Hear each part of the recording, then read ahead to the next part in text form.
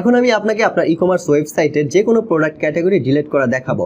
এরকম হতেই পারে, ধরেন আপনি অনেকগুলো প্রোডাক্ট ক্যাটাগরি অ্যাড করছেন, বাট এখন কোনো ক্যাটাগরি প্রয়োজন নাই, আপনি ডিলিট করতে চাচ্ছেন বা ভুলে অ্যাড করছেন সেটা ডিলিট করতে চাচ্ছেন, যে কোনো কারণে হইতে পারে। ডিলিট করার যখন সিদ্ধান্ত নেবেন তখন সেই ক্যাটাগরিটা কিভাবে ডিলিট করবেন চলেন সেটাই দেখাই। তো ক্যাটাগরি ডিলিট করার জন্য আপনি ক্যাটাগরি ম্যানেজার প্যানেলে আসবেন। আসার পর এই ক্যাটাগরি লিস্টে থেকে যেই ক্যাটাগরিটা আপনি ডিলিট করতে চান ওই ক্যাটাগরির পাশেই দেখবেন একটা এডিট আইকন আছে। সো ওইটার মধ্যে জাস্ট ক্লিক করবেন, তাহলেই ওইটার এডিট পেজে চলে যাবেন। তো দেখেন এইখানে দুইটা ক্যাটাগরি আছে, টেস্ট 1 টেস্ট 2। চলুন এই দুইটা ডিলিট করে আমরা দেখি। তো এখানে দেখেন টেস্ট 1-এর পাশেই একটা বাটন আছে বা আইকন আছে এডিট নামে। এটার মধ্যে আপনি ক্লিক করবেন, করার পরে ওই ক্যাটাগরিটার এডিট পেজে চলে আসবেন এবং এইখান থেকে আপনি একটু নিচের দিকে আসলে, একদম নিচের দিকে আসলে দেখতে পারবেন যে দেখেন কনফার্ম অ্যান্ড ডিলিট নামে একটা বাটন আছে। এটার মধ্যে ক্লিক করবেন, তাহলে দেখবেন আপনার ক্যাটাগরিটা ডিলিট হয়ে যাবে। বাট তার আগে আপনাকে এখানে দুইটা চেক বক্স আছে, এই দুইটা চেক বক্সের মধ্যে আপনাকে চেক দিতে হবে।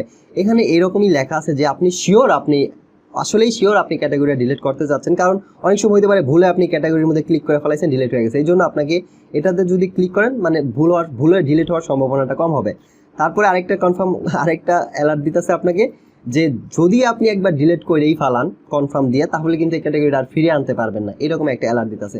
সো আপনি যদি এই দুইটাতে রাজি থাকেন কনফার্ম দিবেন, দিয়ে জাস্ট কনফার্ম অ্যান্ড ডিলিটে ক্লিক করবেন, তাহলে দেখবেন এই প্রোডাক্টটা ডিলিট হয়ে যাবে। সো এইভাবে আপনার যেই ক্যাটাগরিটা প্রয়োজন নাই ওই ক্যাটাগরি এডিট পেজে যাবেন, গিয়ে জাস্ট এই দুইটা জিনিস আপনি চেক দিবেন, দিয়ে জাস্ট কনফার্ম অ্যান্ড ডিলিটে দিবেন, তাহলে এই ক্যাটাগরিটা ডিলিট হয়ে যাবে। তারপর আপনাকে রিডাইরেক্ট করে আবার এই পেজে নিয়ে আসা হবে, এখান থেকে আবার আপনি কাজ শুরু করতে পারবেন। তো আশা করি ক্যাটাগরি ডিলিটের বিষয়টা আপনি বুঝতে পারছেন এবং প্রয়োজন হলে আপনি আপনার যে কোনো ক্যাটাগরি ডিলিট করতে পারবেন।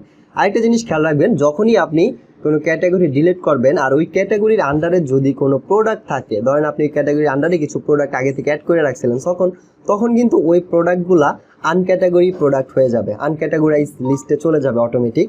ঠিক আছে, তো ওই প্রোডাক্টগুলো যদি আপনি চান আনক্যাটাগরিতে থাকবে কোনো সমস্যা নেই, বাট আপনি চাইলে অথবা আপনার ওই প্রোডাক্টগুলোকে আবার হ্যান্ডেল করতে হবে।